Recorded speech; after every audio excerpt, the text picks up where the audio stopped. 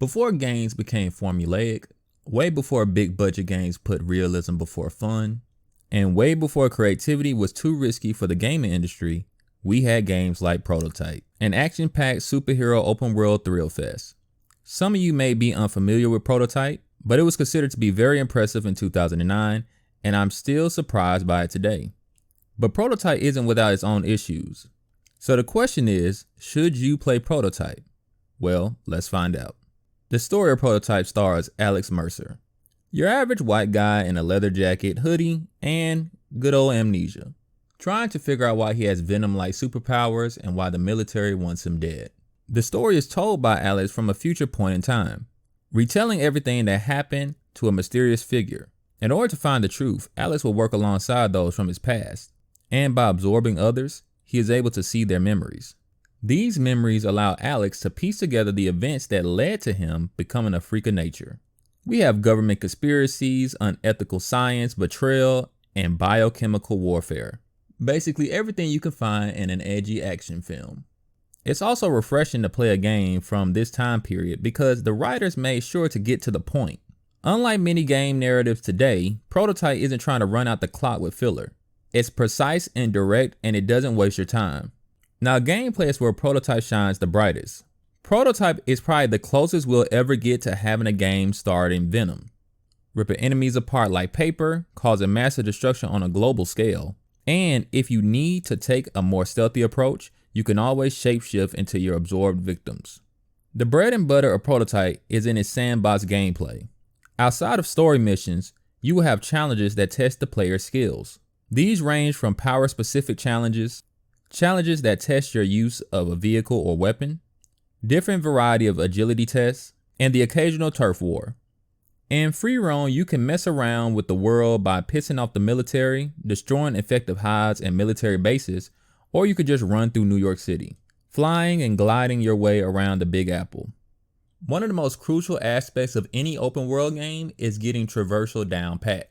Games like Insomniac's Spider-Man understood that if they're going to make you roam around a big city, it better be fun to get to point A to point B.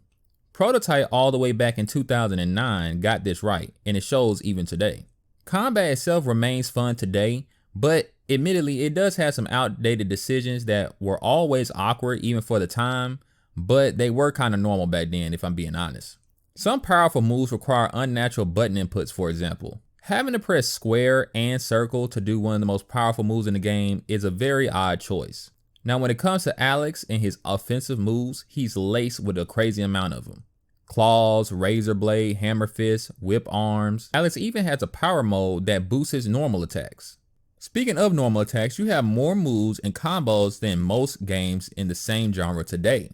Each power has its own strength and weaknesses, and the game clearly lays that out for you. As you gain more EP from fighting different enemies, you can unlock more skills and powers to use. When it comes to vehicles and weapon combat, absorbing special military officers will increase your skills with guns, tanks, and helicopters. There are these very situational vision powers that help you see infected, and you can see through smoke as well, but I'll be honest that outside of a few missions, I rarely ever use this. Alex is lacking on the defensive side though. Alex can dodge, but it isn't a very long distance dodge, and it's not really all that helpful, seeing as you're going to get bombarded with attacks from all different directions. It's actually easier to just run away to get away from different attacks than it is to dodge them. You do have a shield that automatically defends you, but it can only take a few hits before it needs to recharge. Then there's your full armor. This gimps your movement skills, but you won't flinch from most heavy attacks, and damage is decreased overall. This is a double-edged sword because, like I said, the most effective way to get away from damage is to run away, and seeing as your movement skills will be gimped using this power, it's kind of a weird trade-off. There are going to be times where you're going to be turning this power on and off again just to survive. The core gameplay of Prototype is absolutely fun. To me, games today based on superpowers are restrictive nowadays, while Prototype on the other hand dances on the edge of being fun and chaotic, but annoying as hell. So let's go ahead and get into the annoying part of Prototype. This game is notorious for its difficulty spikes. To be clear, these difficulty spikes only appear in main missions. As the story progresses, you will fight stronger enemies, which is fine, But what isn't acceptable is that the devs thought it was a good idea to throw everything at you at once, make you get attacked non-stop from all angles. Not only are you getting attacked from all angles off screen, on screen, but then you have enemies constantly chasing you as well. These difficulty spikes are made even worse if you made the mistake I did, which is playing the game on hard. Now the difficulty spikes happen on all game modes, so it doesn't matter which difficulty you choose, this will always happen. But playing on hard makes it 10 times worse. I gained no satisfaction from beating this game on hard. That's how bad it was. It was so bad, it pissed me off. I haven't been angry from playing a game since I was a child, and this isn't a feeling I personally want to experience again.